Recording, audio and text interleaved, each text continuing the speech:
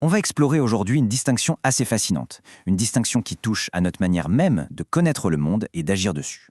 Et pour ça, on va s'appuyer sur la pensée de Sri Aurobindo. On va commencer par une question qui est au cœur d'une frustration qu'on a tous pu ressentir un jour ou l'autre. Ce sentiment que nos savoirs sont incomplets et que notre volonté part dans tous les sens sans réel effet. Pour essayer de répondre à ça, le texte qu'on étudie aujourd'hui nous propose de faire un pas de côté. De regarder notre façon de comprendre la réalité en la divisant en deux catégories bien distinctes. Et ça commence avec la connaissance elle-même. Voilà, c'est cette phrase de Sri Aurobindo qui va être notre fil conducteur.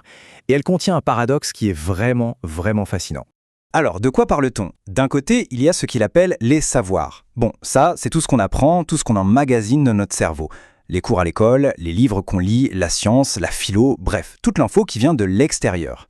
Et de l'autre côté, il y a la connaissance, avec un grand C. Là, on change complètement de registre. C'est une compréhension qui vient de l'intérieur. C'est pas un truc qu'on pense, c'est un truc qu'on est. L'analogie est souvent celle du vélo. On peut lire tous les manuels du monde sur l'équilibre, mais savoir faire du vélo, ça vient d'une compréhension directe, corporelle. On ne l'obtient pas en y réfléchissant, mais en devenant cet équilibre. Donc voilà, on a nos deux niveaux. D'un côté, les savoirs. Ça vient de l'extérieur, c'est morcelé, on les construit petit à petit avec notre intellect. Et de l'autre, la connaissance. Ça vient de l'intérieur, c'est un tout. Une sorte de connexion directe avec la vérité des choses, bien au-delà de la logique pure. Ok, mais alors, la raison, notre intelligence, quelle est sa place là-dedans? Eh bien, c'est là que ça devient vraiment subtil. Le texte insiste sur un point essentiel. Dans le monde des savoirs, celui de tous les jours, la raison, c'est la reine. Elle est absolument indispensable. C'est elle qui organise nos pensées, qui nous guide, qui nous évite de partir dans tous les sens. C'est le maître d'œuvre qui maintient notre maison mentale en ordre. Seulement voilà, ce guide si précieux devient une barrière infranchissable dès qu'on essaye de toucher à cette connaissance. Pourquoi? Parce que cette connaissance-là, elle ne rentre pas dans les petites cases de notre logique. Et attention, la subtilité est là, et elle est cruciale. L'idée, ce n'est pas de devenir irrationnel, de jeter la logique par la fenêtre, pas du tout. C'est de comprendre ses limites pour pouvoir s'élever au-delà d'elle. Un peu comme une échelle. Elle est utile pour monter, mais une fois en haut, on la laisse pour admirer le paysage. Et ce qui est fascinant, c'est que ce modèle à deux étages, il ne s'applique pas seulement à notre façon de savoir, mais aussi à notre façon d'agir. On retrouve exactement le même schéma. Regardez, c'est presque le même aphorisme, mais appliqué à la volonté. Ça fait un écho parfait à ce qu'on vient de voir. Et là encore, le tableau est très clair. D'un côté, on a les velléités.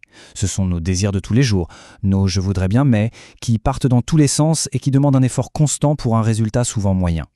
Et de l'autre côté, il y a le vrai pouvoir. Une volonté profonde, alignée, qui ne s'éparpille pas et qui agit sans effort, parce qu'elle vient directement de la connaissance. Et c'est ça le point clé. Ce pouvoir avec un grand P, ce n'est pas quelque chose qu'on obtient en se battant, en forçant. C'est une conséquence. C'est le résultat presque automatique de la vraie connaissance qui s'exprime dans le monde. Bon, tout ça c'est très beau, mais la question qu'on se pose tous, c'est concrètement, on fait comment? Comment on passe du rez-de-chaussée au premier étage? Alors par où commencer? Quel est le tout premier pas?